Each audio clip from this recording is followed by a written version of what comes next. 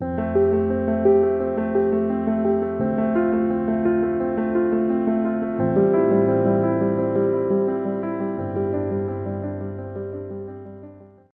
Guys, welcome to the mysterious 369 tarot. How are you guys? कैसे हो आप सभी? आई होप आप सभी बहुत अच्छे होंगे और अपनी लाइफ में आगे बढ़ रहे होंगे। सो गाइस, हाजिर हूँ मैं आप सभी के सामने एक और न्यू रीडिंग लेके। रीडिंग होगी कल रात आपके पार्टनर क्या सोच रहे थे, उनके लास्ट नाइट थॉट्स क्या थे, उनकी कल रात की एनर्जीज़ क्या थी, वही हम इस रीडिंग में देखने वाले हैं। और सारी चीज़ें मैं बताऊँगी आपको, क्या सोच रहे थे, क्या फील कर रहे थे और क्या कुछ चल रहा था कल रात, सब कुछ। ठीक है। उससे पहले एक छोटी सी इन्फॉर्मेशन देना चाहूँगी। अगर आप मुझसे पर्सनल रीडिंग लेना चाहते हो तो डिस्क्रिप्शन बॉक्स में व्हाट्सएप नंबर दिए गए हैं, उन पर आप कांटेक्ट कर सकते हो। एंड रिक्वेस्ट यही है कि सिर्फ और सिर्फ डिस्क्रिप्शन बॉक्स के व्हाट्सएप नंबर पर ही कांटेक्ट करें, और पर्सनल रीडिंग फ्री नहीं है गाइस। दूसरी बात, अगर आप मुझसे इंस्टाग्राम पे जुड़ना चाहते हो तो उसका भी लिंक डिस्क्रिप्शन बॉक्स में है, आप मेरे साथ इंस्टा पे भी जुड़ सकते हो, वहाँ भी आप सभी का बहुत बहुत स्वागत है। एंड अब बात करते हैं रीडिंग की। जो भी जैसी भी सिचुएशन है, जो कि मैं रोज़ बोलती हूँ हमेशा इंट्रो में, आपकी जो भी जैसी भी सिचुएशन हो आप इस रीडिंग को देख सकते हो, कोई प्रॉब्लम नहीं है।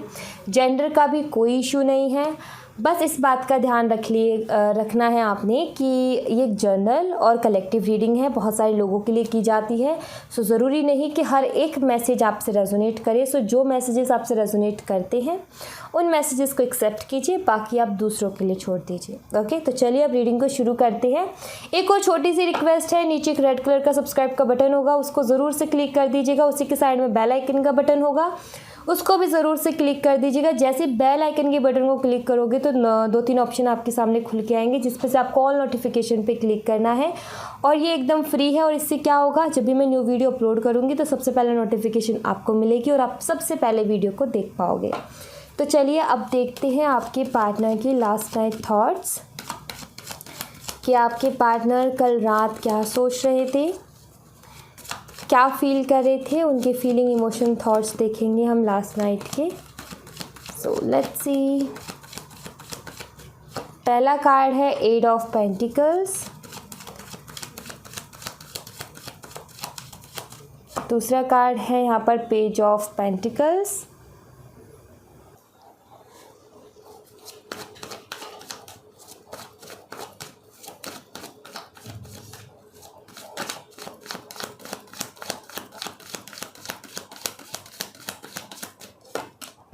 the moon,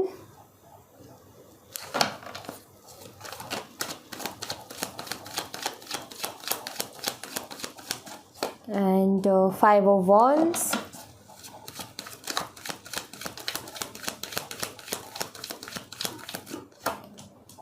strength। Let's see, कुछ और कार्ड्स हम लेंगे। Queen of wands,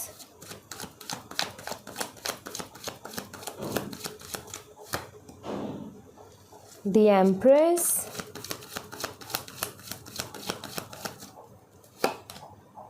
Seven of Pentacles, Six of Pentacles, and night of swords. Bottom the deck से है द डेविल।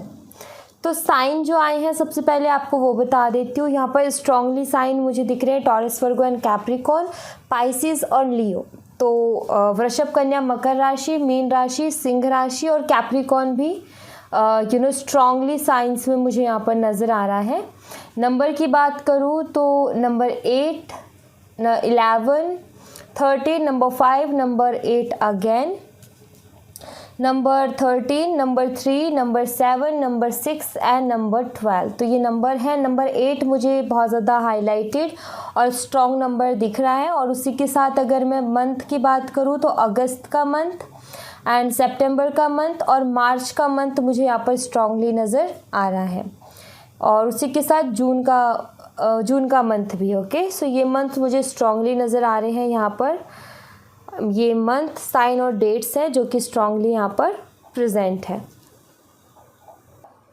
सो यहाँ पर उनकी कल रात की जो एनर्जीज़ हैं उसमें मुझे यहाँ पर क्लियरली दिख रहा है कि आई फील, सबसे पहली चीज़ जो मुझे यहाँ पर फील होती है वो ये कि आपके पार्टनर को कोई ना कोई मिसअंडरस्टैंडिंग ज़रूर थी, कुछ ना कुछ नेगेटिव थॉट था आपके लिए। अब मैं बोल रही हूँ था, बट कल रात की एनर्जीज़ में ऐसा दिखता है कि कोई नेगेटिव थॉट था बट अब नहीं है, ठीक है। ये चीज़ मुझे यहाँ पर दिखती है। जो भी आप दोनों के बीच में चल रहा था वो एक मिसअंडरस्टैंडिंग को लेकर के ही चल रहा था। एंड आई फील इसमें इनकी मदर भी रही है, जैसे कि मदर इश्यूज़ भी मुझे यहाँ पर दिखते हैं कुछ लोगों के लिए। सो जैसे कि जो मदर है उनकी बातें कुछ इस तरीके की उन्होंने बातें कही जिसकी वजह से कहीं ना कहीं इनको वो मिसअंडरस्टैंडिंग हुई। ओके, सो ऐसा लगता है जैसे कि इनकी मदर आपको पसंद नहीं करती या फिर मदर की हमेशा से इश्यूज़ रहे हैं। और कुछ लोगों के लिए तो मुझे दिखता है कि मदर नहीं, एक्चुअली आप दोनों के बीच में कुछ बातें क्लियर नहीं हुई जिसकी वजह से मिसअंडरस्टैंडिंग बढ़ती गई। सो कल रात के थॉट्स में जो मुझे सबसे पहले नज़र आता है वो ये कि आपके साथ जो एक बॉन्डिंग रही है, जो एक अंडरस्टैंडिंग रही है, आपके पार्टनर को वो बॉन्डिंग कहीं ना कहीं और किसी में नहीं मिली, ठीक है। सिर्फ वो बॉन्डिंग कहीं ना कहीं आपके साथ ही हुई है। वो एक अलग तरीके की फीलिंग, एक कंफर्टेबल, किसी इंसान के साथ हम अनकंफर्टेबल है, किसी के साथ हम कंफर्टेबल है। सो आपके साथ वो पीसफुल फील करते हैं, अनकंफर्टेबल फील करते हैं। तो इसलिए जो है ऐसी बॉन्डिंग किसी के साथ हुई नहीं और इतना कंफर्टेबल वो किसी के साथ हुए नहीं, इसलिए कहीं ना कहीं वो आपकी तरफ अट्रैक्ट होते हैं। और ऐसा ही मुझे यहाँ पर दिखता है कि कल रात भी कहीं ना कहीं यही थॉट्स उनके दिमाग में चल रहे थे कि जो भी है जैसा भी है वो अलग बात है, लेकिन जो एक बॉन्ड बना, जो एक ट्रस्ट बना, जो एक अंडरस्टैंडिंग बनी, बिकॉज आई फील कि इनको जो भी कुछ गलत कह रहा है या फिर मैं बोलूँ कि दिल दिमाग में कंफ्यूज है।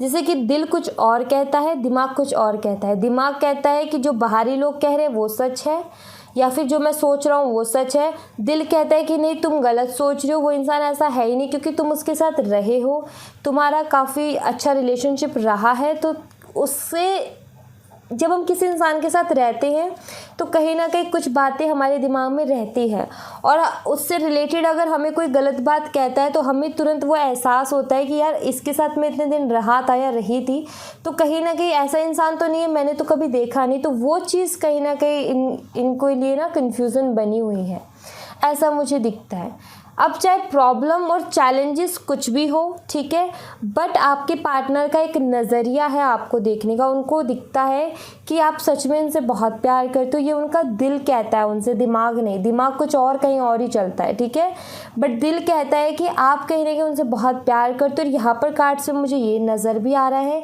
कि आप कहीं ना कहीं अनकंडीशनल लव उनसे करते हो। एंड जहाँ पर प्यार सच्चा होता है ना, चाहे कितनी गलत फहमियाँ आ जाए, बट दिल सामने वाले का हमेशा यही कहेगा कि कुछ भी हो बट वो इंसान प्यार करता है, वो बार बार वो फीलिंग आती है। तो वो चीज़ मुझे यहाँ पर दिख रही है।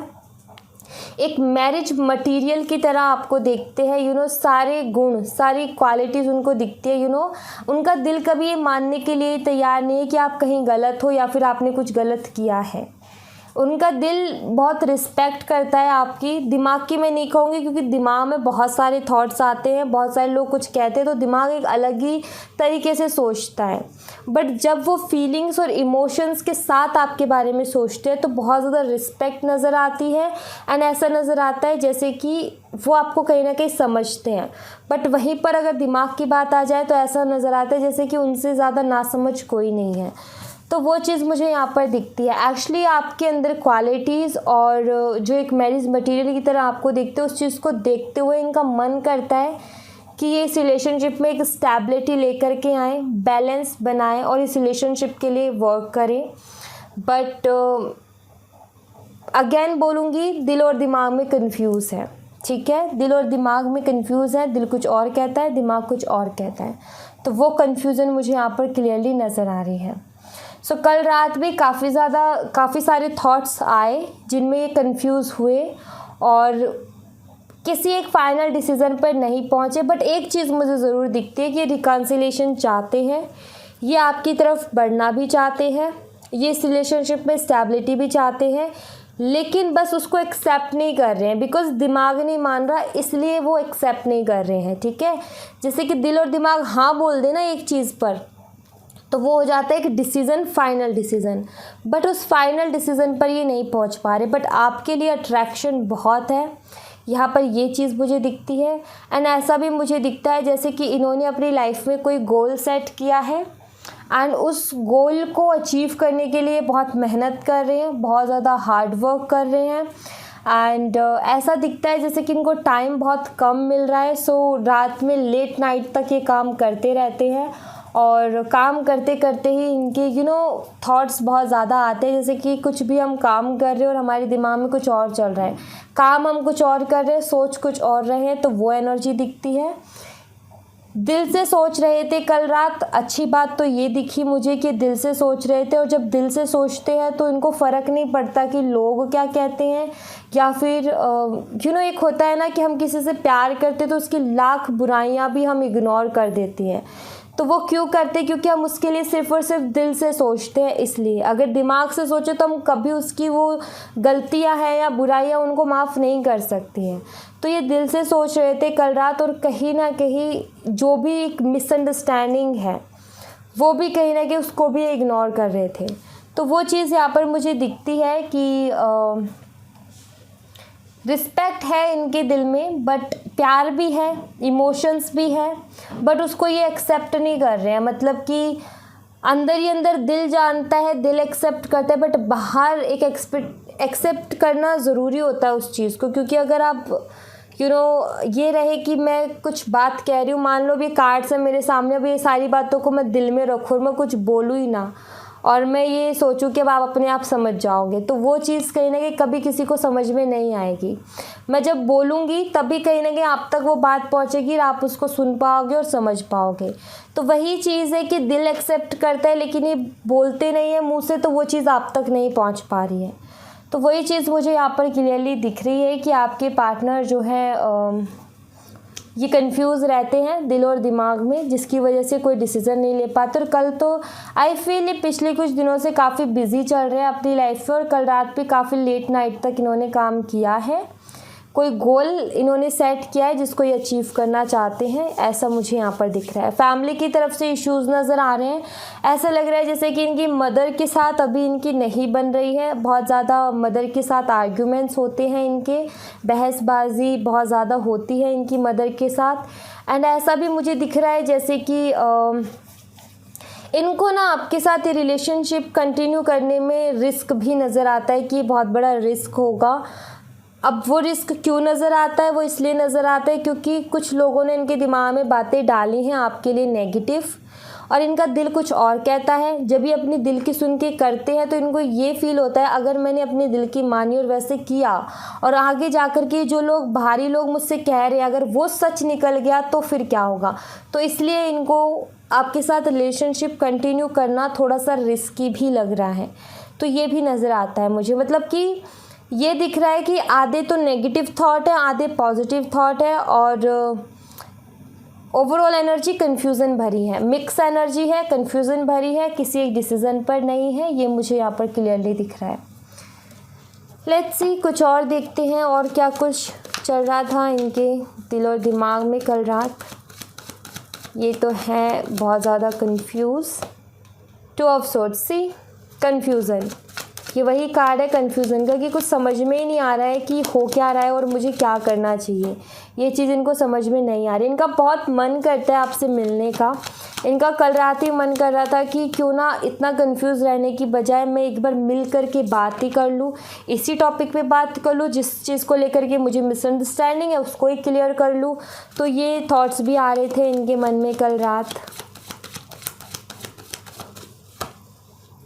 हाई प्रीस्टेस, यस, मतलब कि इनका कल मन कर रहा था कि क्यों ना जो मेरे दिल में मैंने इतने टाइम से बात रखी हुई है उसको मैं जाकर के सामने वाले से क्लियरली पूछ ही लूँ आखिर क्या बात है, तो वो बात क्लियर हो जाएगी तो अच्छा रहेगा, वरना कब तक मैं ऐसे कंफ्यूज रहूँगा। या जो भी ऐसा लगता है कि आपसे जो है उस बारे में बात करना चाहते हैं।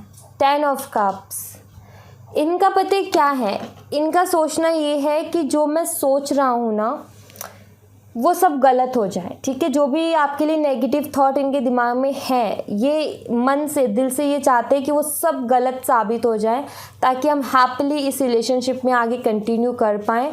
और डर भी लगता है अगर वो सच हुआ तो फिर इमोशनली कहीं ना कहीं लॉस में जाएंगे, क्योंकि एक अटैचमेंट है आपके साथ, एक बॉन्डिंग है आपके साथ जो कि किसी और के साथ इनकी नहीं बन रही है।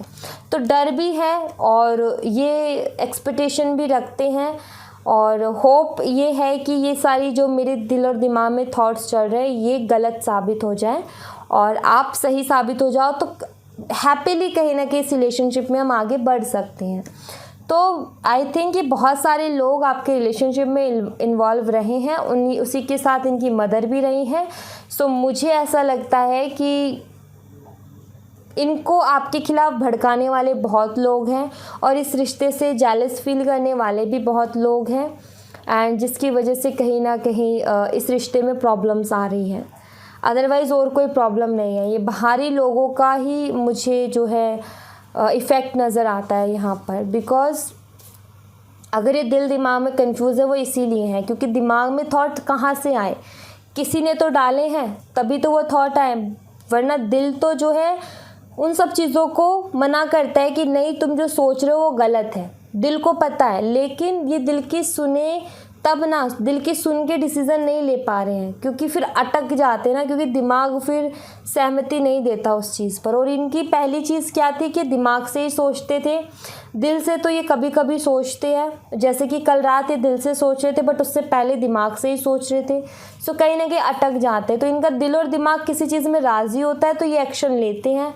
अगर इनका जैसे दिमाग राज़ी दिल राज़ी नहीं तो भी एक्शन नहीं लेंगे, दिल राज़ी दिमाग राज़ी नहीं तो भी एक्शन नहीं लेंगे। तो इनका यही है कि एक्शन तब लेंगे जब दोनों की तरफ से सहमति होगी, दिल की भी और दिमाग की भी। तो ये बहुत बड़ी कन्फ्यूज़न में फंस गए हैं। बट एक चीज़ मुझे अच्छी दिखी कि कल रात ये सोच रहे थे कि क्यों ना आपसे मिलकर बात करके चीज़ों को क्लियर की जाए, तो ये चीज़ मुझे अच्छी लगी, ठीक है। सो लेट्स सी इनका नेक्स्ट मूव देखते हैं, ये आपसे बात करेंगे या क्या करेंगे, लेट्स सी।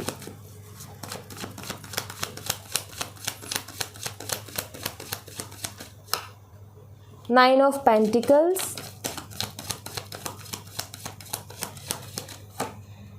टावर,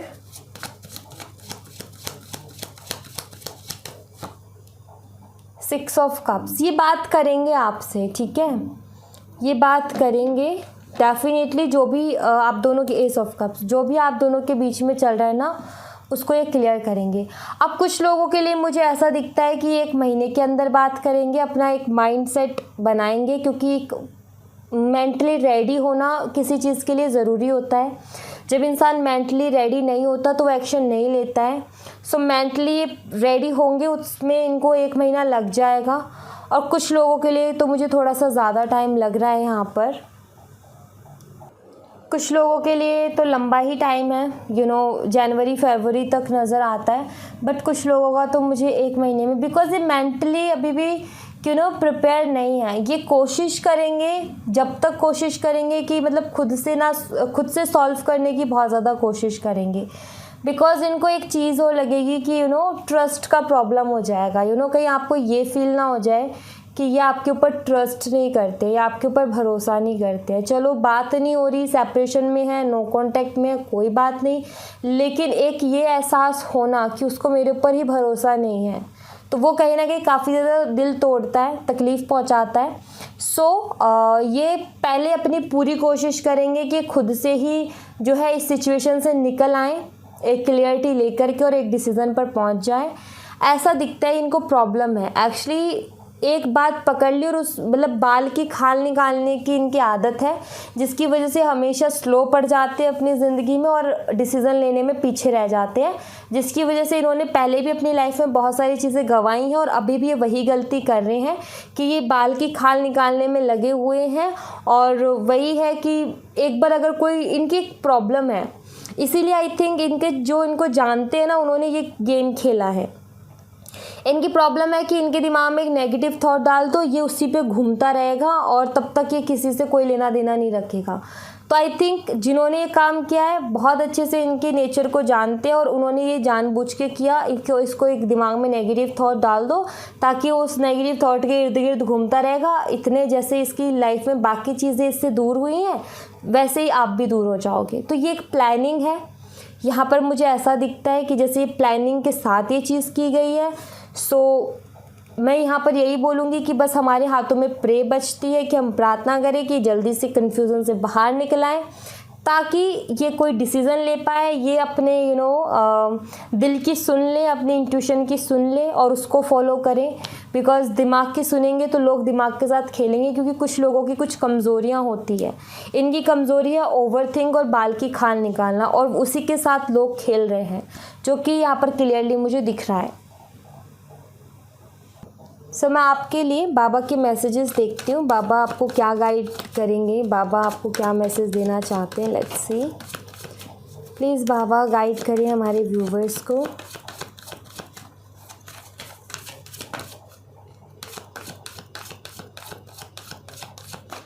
पहला मैसेज है trust and faith.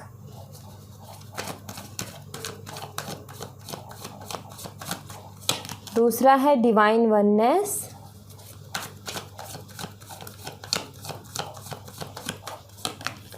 Karma.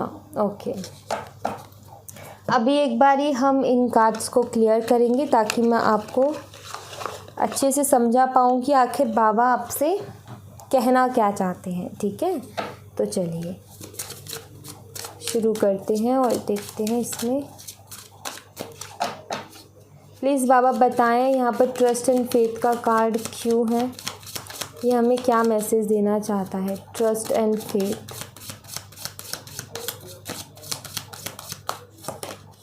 Page of wands, divine oneness का कार्ड यहाँ पर क्यों है, ये हमें क्या मैसेज देना चाहता है।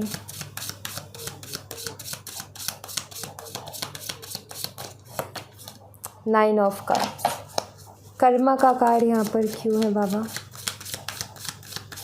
कर्मा,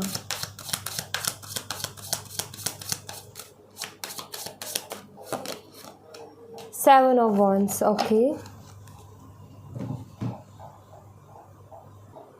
सो बाबा का पहला मैसेज है trust and faith with page of wands. तो यहाँ पर ये मैसेज मिल रहा है कि जितनी आपने मेहनत की है ना, जिस भी चीज़ के लिए आपने एफर्ट डाले हैं, विश्वास रखो कि वो मेहनत आपकी वेस्ट नहीं जाएगी। ठीक है, आई फील कि आपने बहुत मेहनत की है और आप इंतज़ार में हो आउटकम के, रिज़ल्ट के। सो डोंट वरी, जो भी आउटकम निकलेगा, जो भी रिज़ल्ट आएगा, ये मान के चलो कि जो भी होगा नेगेटिव या पॉजिटिव, बट होगा आपके ही अच्छे के लिए। इस बात को हमेशा याद रखो और अपने आप को मेंटली प्रिपेयर करके रखो उस चीज़ के लिए, और विश्वास रखो ईश्वर के ऊपर और खुद के ऊपर भी।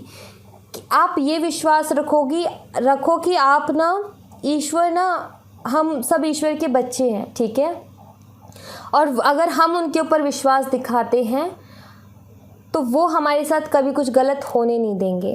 तो जो भी रिज़ल्ट, जो भी आउटकम निकलेगा, ये मान कर के चलो कि वो जो भी नेगेटिव हो या पॉजिटिव हमारे लिए अच्छा ही होगा।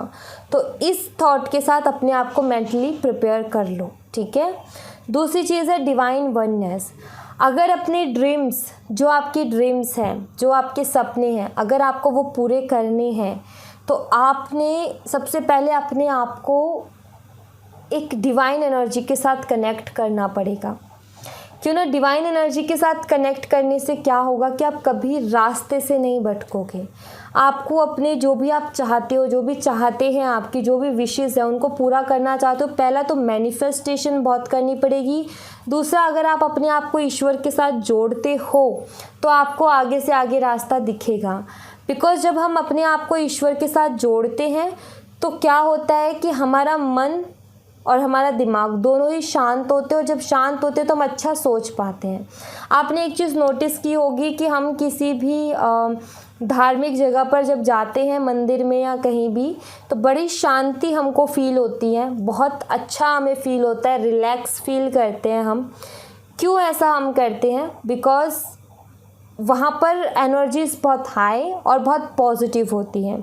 और जब हम अपना एक रूटीन बनाते हैं कि हमें जो है ईश्वर के साथ इतने टाइम, इस टाइम पर फिक्स हमें बैठना है ताकि हम उनके साथ एक कनेक्शन बना सकें।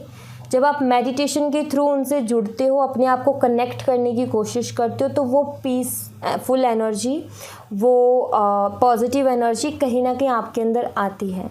एक्चुअली जब मंदिर में जाकर के हमें फील होता है ना उस इन्वायरमेंट से, अगर आप मेडिटेशन करते हो, अगर आप अपने आप को ईश्वर से कनेक्ट करते हो, तो वो पॉजिटिविटी आपके ऑरा में ही आ जाएगी। जो लोग आपके साथ बैठेंगे उन लोगों को उतना ही सुकून मिलेगा आपके साथ बैठ कर के, बात करके।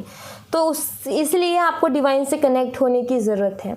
और फिर देखो आपके विशेस कैसे पूरी हो जाते हैं। जब आप डिवाइन से कनेक्ट होते हो तो आपको सही रास्ते दिखने शुरू हो जाते हैं।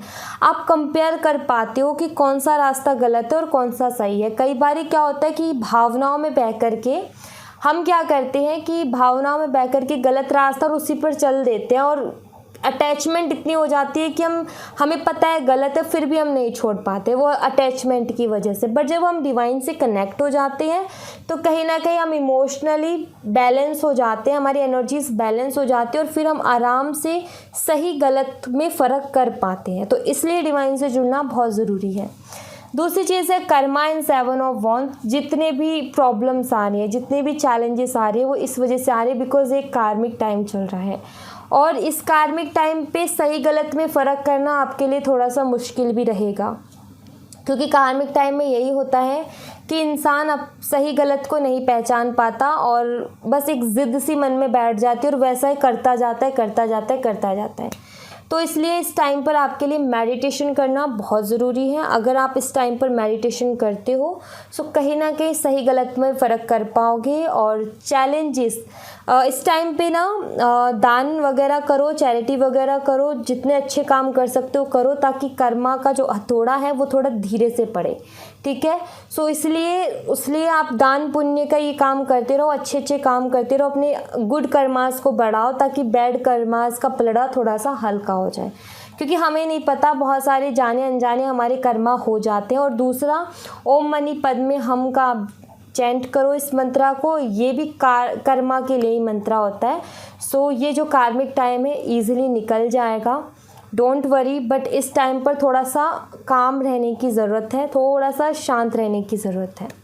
Okay, so thank you so much guys. ये थी आप लोगों के लिए एक छोटी सी रीडिंग। आई होप आपसे रेजोनेट की हो, आई होप आपको पसंद आई हो। रेजोनेट की हो तो मुझे बताइएगा ज़रूर कमेंट बॉक्स में। पसंद आई हो तो लाइक ज़रूर कीजिएगा, चैनल को सब्सक्राइब करना मत भूलिएगा। मिलती हूँ मैं आपसे नेक्स्ट रीडिंग में, तब तक अपना ख्याल रखें। Bye bye, take care, see you again.